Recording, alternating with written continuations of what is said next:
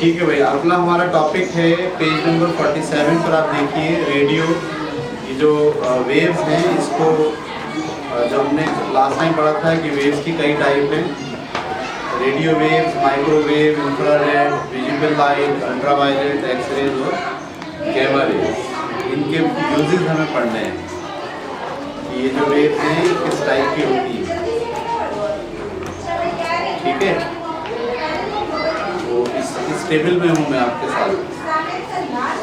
ठीक है, इस टेबल को हम स्टडी कर रहे हैं। रेडियो एंड टीवी कुछ वेव्स होती हैं जो जिनकी वेवलेंथ बहुत ज़्यादा होती है और फ्रीक्वेंसी बहुत कम होती है, उनको आप कहते हैं रेडियो वेव्स। ठीक है, एक्सेलरेटिंग पॉइंट चार्ज पैदा कैसे होती है? एक्सेलरेटिंग पॉइंट चार्ज क्या मतलब होता है इसका? ये मैक्सवेल साइंटिस्ट थे, ठीक है, उनका नाम था मैक्सवेल। तो मैक्सवेल ने पहली बार इलेक्ट्रोमैग्नेटिक वेव्स डेवलप की थी और उसको ट्रांसमिट करके रेडियो बनाया था।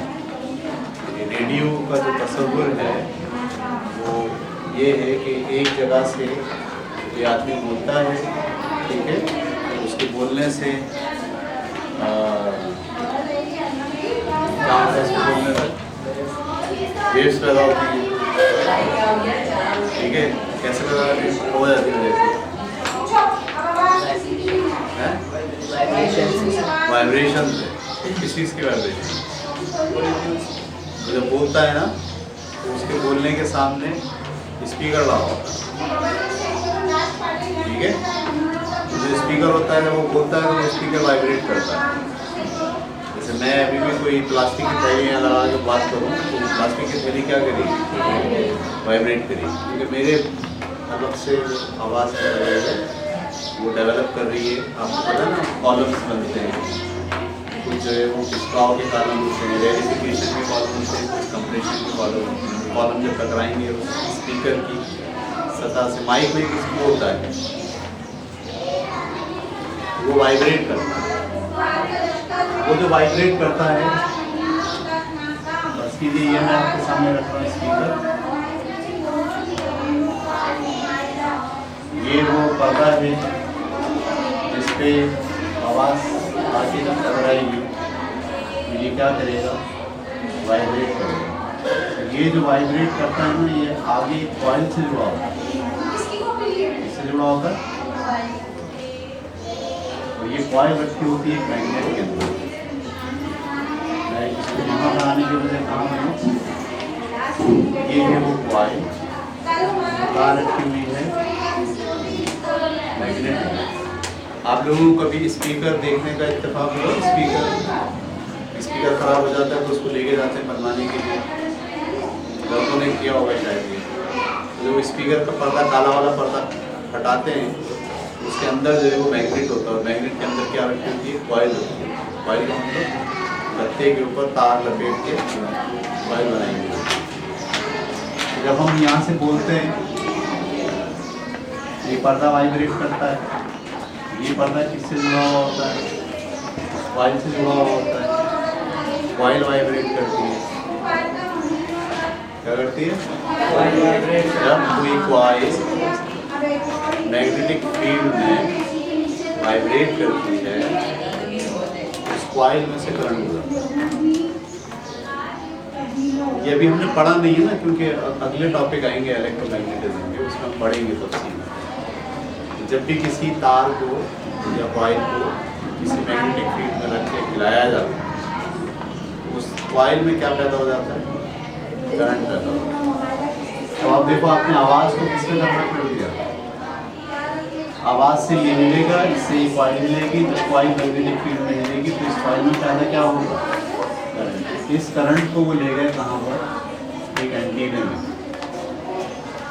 बाहर एंटीना होता है, रेडियो टेलीविज़न के ऊपर एक एंटीना लगा होता है। जो बात वहाँ से की जा रही होती है वो बात कन्वर्ट होती है करंट में, और ये करंट किस में आ जाता है? इस एंटीने में खुद अपने इलेक्ट्रॉन हैं। जब ये करंट इसको, ठीक है, तो आवाज़ से वाइब्रेशन डेवलप हुई, वो वाइब्रेशन लिंक थी किसके साथ, कॉइल के साथ, कॉइल वाइब्रेट हुई कहाँ पर, एक मैग्नेट के अंदर, ये मैग्नेट है, जब किसी कॉइल को मैग्नेट पे रख के वाइब्रेट किया जाता है उसमें क्या पैदा होता है, वो करंट आया कहाँ पर, एंटीने में, और एंटीने में जो इलेक्ट्रॉन है वो ऐसे एक्सेलरेट होना शुरू होगा नीचे से ऊपर, ठीक है, नीचे से ऊपर।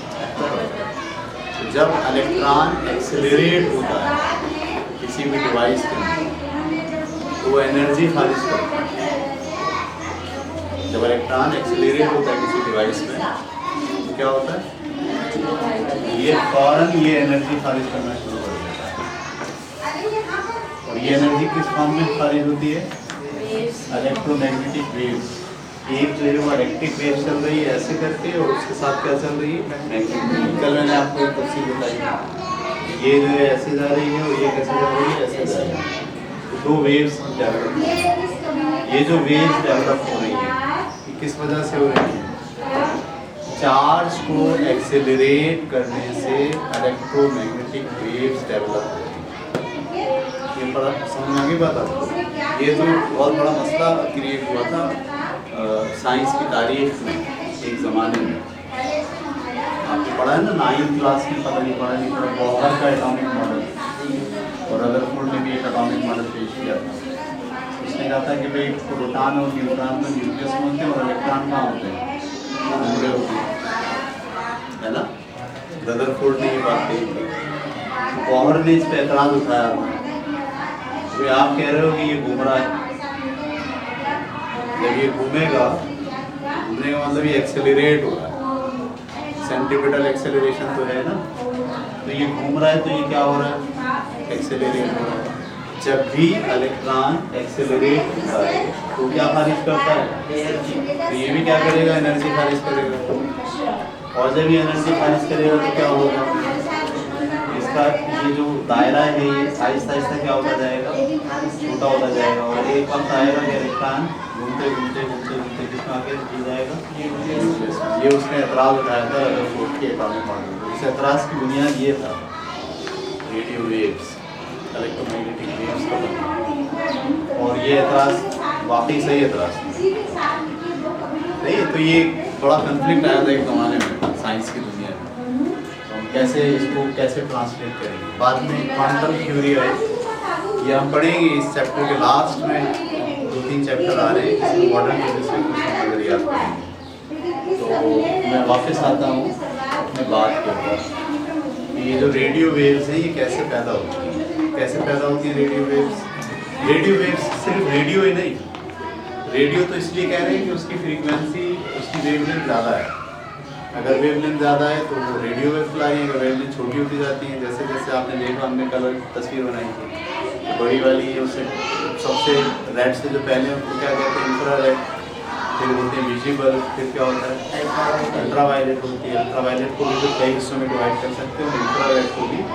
इंफ्रारेड के अंदर एक वेव आती है जिसको कहते हैं रेडियो वेव। रेडियो वेव वो हैं जिससे रेडियो चलता है और टीवी चलता है। अब मैं ये बताने की कोशिश कर रहा था रेडियो टीवी कैसे चलते हैं, तो मैंने कहा एक आदमी वहाँ बैठा हुआ है स्टेशन के अंदर, वो बात कर रहा है, गाना गा रहा है, इससे क्या हो रहा है, माइक का जो स्पीकर है वो वाइब्रेट कर रहा है, वो वाइब्रेट कर रहा है, उसके अंदर कॉइल वाइब्रेट हो रही है, कॉइल से जो है करंट पैदा हो रहा है एंटीने के अंदर, और एंटीने के अंदर इलेक्ट्रॉन एक्सेलरेट हो रहा है। जब इलेक्ट्रॉन एक्सेलरेट होता है तो क्या होता है, एनर्जी खारिज करता है। वो एनर्जी जो खारिज करता है वो किस फॉर्म में निकलती है, इलेक्ट्रोमैग्नेटिक वेव्स की फॉर्म में निकलती है, और पूरी ऐसे फैल जाती है माशरे में आवाज़। सही। अब हमारे पास है रेडियो, हमारे पास क्या है रेडियो। अब रेडियो के अंदर हमने भी एक एंटीना लगाया हुआ है, सही, हमने भी क्या लगाया हुआ है। अब ये पहुंची ये सारी वेव्स अभी घूमते घूमते घूमते घूमते यहाँ, कैसे ये वाला एंटीना इन वेव्स के असर में आता है, इसमें जो इलेक्ट्रॉन होते हैं वो वाइब्रेशन शुरू कर देते हैं, और ये सेम वही वाइब्रेशन होती है तो ये वाली होती है, और ये वाइब्रेशन करंट की फॉर्म में जोड़ती है अंदर, ठीक है। और एक जो आपका स्पीकर है उस स्पीकर के अंदर एक कॉइल है, ये इलेक्ट्रॉन इस कॉइल में आते हैं। जब इलेक्ट्रॉन कॉइल में आते हैं तो कॉइल वाइब्रेट करती है, जब कॉइल वाइब्रेट करती है तो उससे जो जुड़ा हुआ स्पीकर है वो भी वाइब्रेट करता है और ये आवाज़ जो है दोबारा से आपको सुनाई देगी।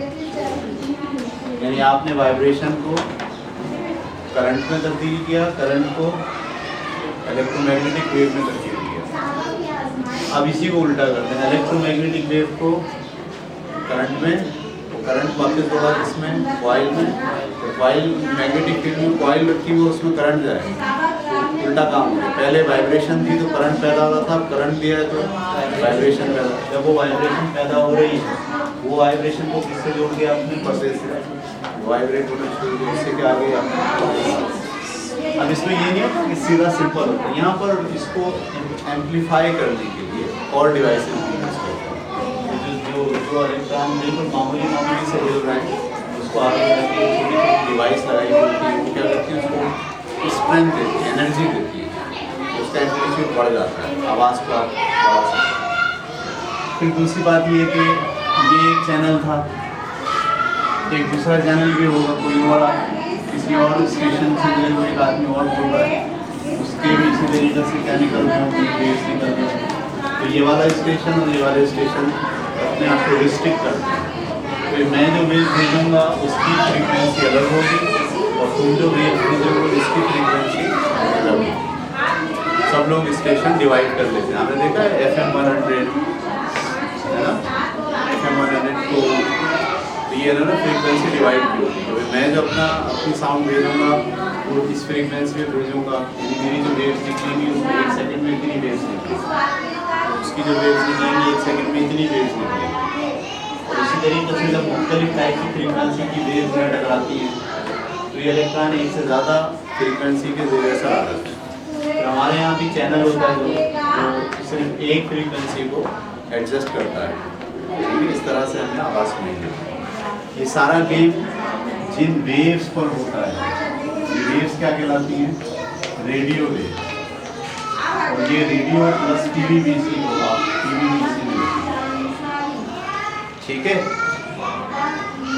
तो मैं इसको पढ़ के सुनाता हूँ, देखिए इसमें क्या बातें हैं सही मिस कर गया हूँ, अभी तक नहीं बताई मैंने आपको। Radio waves have the longest wavelength in the electromagnetic spectrum, यानी ये जो वेव्स होती हैं इनकी वेवलेंथ सबसे ज़्यादा होती है। Stars are natural transmitter of radio waves, ये जो सितारे हैं ना इनसे भी जो रोशनी आ रही है वो रेडियो वेव्स की फॉर्म में आ रही है। However radio waves can be artificially generated, radio wave को मशीनी तौर पर जनरेट भी किया जा सकता है। किस तरह, by oscillating the current, by oscillating the current को अगर आप ऑसिलेट करेंगे तो भी क्या पैदा होती है, रेडियो वेव्स पैदा होती है। इन आ ट्रांसमिटिंग एंटीना, इस एंटीना को क्या बोलते हैं, ट्रांसमिटिंग एंटीना।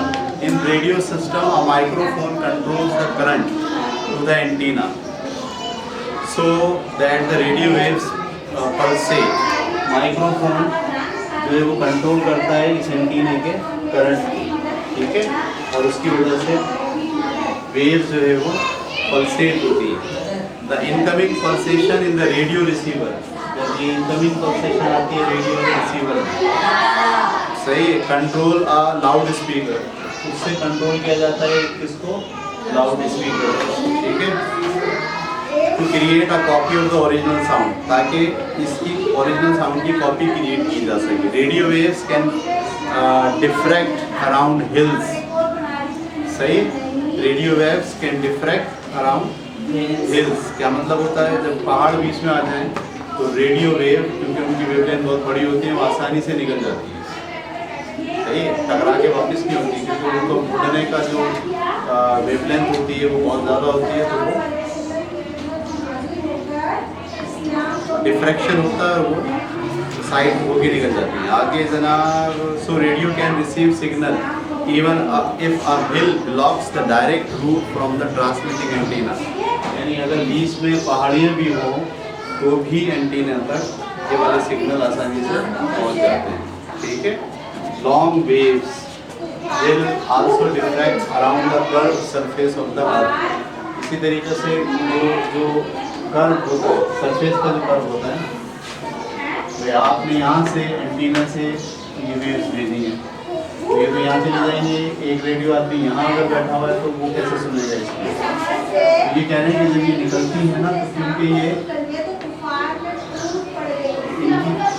इनकी क्योंकि वेवलेंथ क्या होती है, बहुत बड़ी होती है, ज़्यादा होती है, इसलिए इसी तरह से यहाँ पे भी पहुँच जाती है। जो अर्थ की जो शेप है गोलाई की, इनकी वेवलेंथ ज़्यादा होने की वजह से ये उस अर्थ की गोलाई वाली शेप को भी क्रॉस करने में कामयाब हो जाती है। अब तो ये दौर चला गया बहुत, अब तो हमारे यहाँ रेडियो नहीं है। जब हम बहुत छोटे थे उस ज़माने में रेडियो थे, तो हमारे यहाँ जो है वो चैनल लगते थे रेडियो में। कहाँ का चैनल लग रहा है, दुबई का। कहाँ का चैनल लग रहा है, बरतानिया का। इंडिया का चैनल लग रहा है, ओमान का चैनल लग रहा है। तो ये इंडिया ओमान ये काफ़ी दूर दूर से, इतनी दूर तक ये वेव्स वहाँ से निकलती है और आपके रेडियो तक पहुँच रही है। उसकी बुनियादी वजह ये है कि इनकी वेवलेंथ क्या होती है, बहुत ज़्यादा होती है, ठीक है। आगे चले। अच्छा जनाब, radio waves are also used in the television communication. Radio waves of very high frequency VHF, radio wave की हाई फ्रीक्वेंसी VHF और UHF, ultra high frequency, very high frequency, ultra high frequency, ये नाम होते हैं। आपने कभी channel के जो सर्च की, चैनल सर्च मेन्यू में जब आप केबिन लगाते हैं अपना और सर्च करते हैं, तो वो क्या करता है, पहले UHF पे सर्च करता है, सॉरी पहले किस पे करता है, VHF पे करता है, वेरी हाई फ्रीक्वेंसी। उसकी एक लिमिट है ना, वो उसको पहले सर्च कर लेता है, कहता है हाँ भाई इस फ्रीक्वेंसी में ये चैनल आ रहा है। उसके बाद फिर क्या सर्च करता है, अल्ट्रा हाई फ्रीक्वेंसी, ठीक है।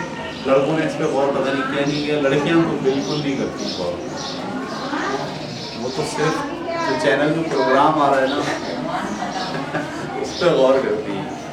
तो कभी आप जब उठाएं अपना रिमोट और कभी कभी सर्च करके देखें तो आपको महसूस होगा कि एक दफ़ा वो सर्च करता है VHF में और एक दफ़ा सर्च करता है VHF और UHF का क्या मतलब है तो वही वो रेडियो वेव, लेकिन ये एक सेकंड में कितनी बना रही है, फर्ज करो 3, तो वही इसकी फ्रीक्वेंसी 3 है, सही है। अच्छा, और इससे ज़्यादा हाई फ्रीक्वेंसी की क्या होगी, एक सेकंड में 5 बनती है अगर तो इसकी फ्रीक्वेंसी और बढ़ गई और बढ़ जाए, और जैसे जैसे फ्रीक्वेंसी बढ़ाते जाते हैं रेडियो वेव्स की, तो एक वक्त ऐसा आता है कि एक सेकंड में 50,000 वेव्स पैदा होगी। तो फिर आप क्या बोलते हैं कि अब ये जो वेव्स हैं कौन सी है, VHF की वेव्स, और मज़ीद इसकी फ्रीक्वेंसी बढ़ाते हैं तो इसे क्या बोलते हैं आप, UHF की वेव्स। तो टेलीविज़न का जो सिग्नल होता है वो रेडियो के लो फ्रीक्वेंसीज को कैरी नहीं करता, या लो फ्रीक्वेंसीज की वेवलेंथ टेलीविज़न के सिग्नल को कैरी नहीं करता। टेलीविज़न के सिग्नल को कौन कैरी करता है, VHF वेरी हाई फ्रीक्वेंसी की वेव्स और UHF या अल्ट्रा हाई फ्रीक्वेंसी के सिग्नल। अब सवाल तस्वीर कैसे बनती होगी, आवाज़ से समझ में आ गई, वहाँ से वाइब्रेशन भेजिए आपने वो करंट में वेव, तस्वीर कैसे आएगी,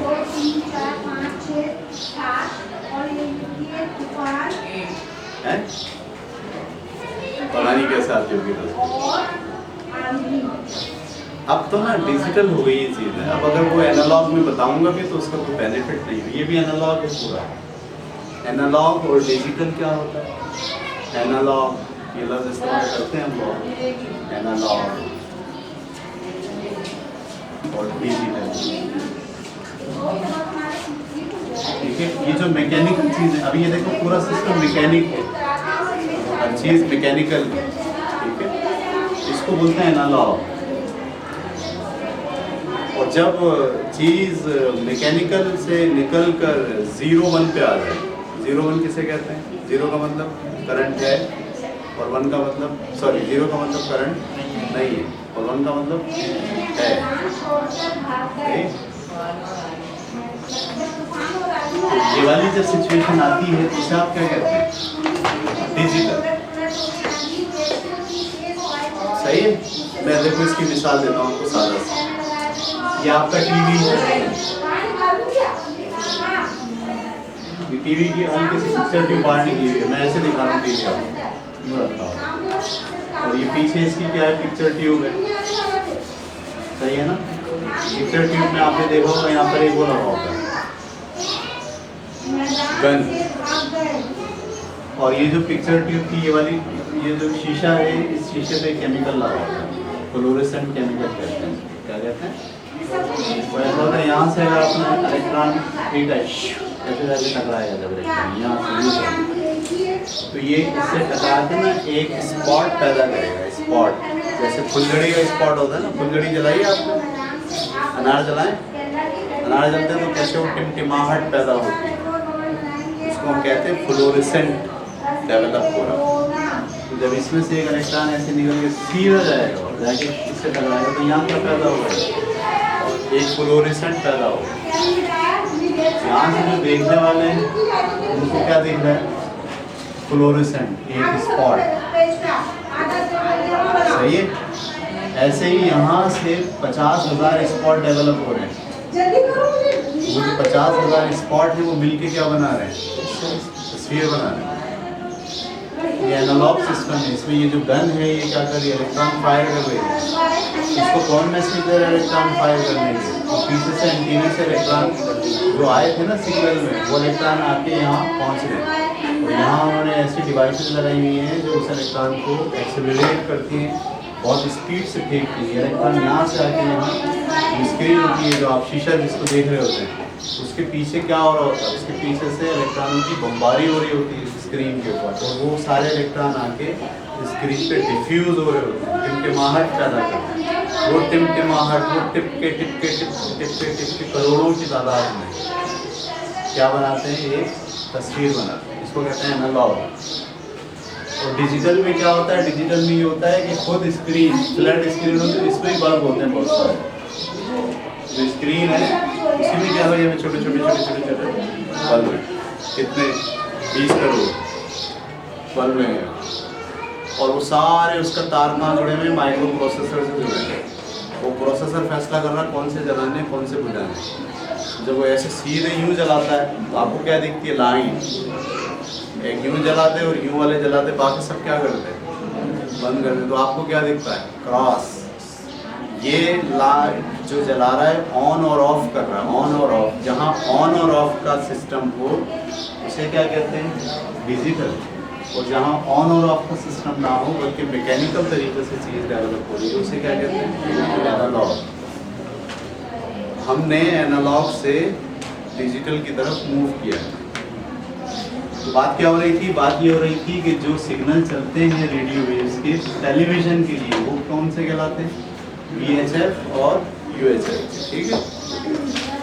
तो जनाब आपका these waves have shorter wavelength and they do not diffract around hills। ये इनकी क्योंकि फ्रीक्वेंसी ज़्यादा होने की वजह से वेवलेंथ क्या हो जाती है? कम हो जाती है, लिहाजा ये पहाड़ से ऐसे मूव करके नहीं निकल सकते। पहाड़ से टकरा जाते हैं, टकरा के वापस हो जाते हैं। इसलिए अगर आपके टीवी स्टेशन और आपके घर के बीच में अगर पहाड़ है, बिल्डिंग है, तो फिर आपको वहाँ पर सिग्नल नहीं मिलेगा। दूसरा तरीका है बूस्टर लगाते हैं जगह जगह। एक जगह एंटीना लगाया और दूसरी जगह एंटीना लगाया, 3-3 किलोमीटर के बाद एंटीना लगा के उसे क्या करते हैं? सिग्नल को बूस्ट करते हैं। सिग्नल इस तरह से जो है फैल रहा होता है सोसाइटी के अंदर। ये था जनाब आपका रेडियो वेव्स के बारे में। क्लियर हो गई बात आपको? उसके बाद अगला टॉपिक हमारा है माइक्रोवेव्स। कितना टाइम है हमारे पास? हो गया। चलें इसको ऑफ करें, जो बाकी रह गया हम इंशाल्लाह कल हम बात करें।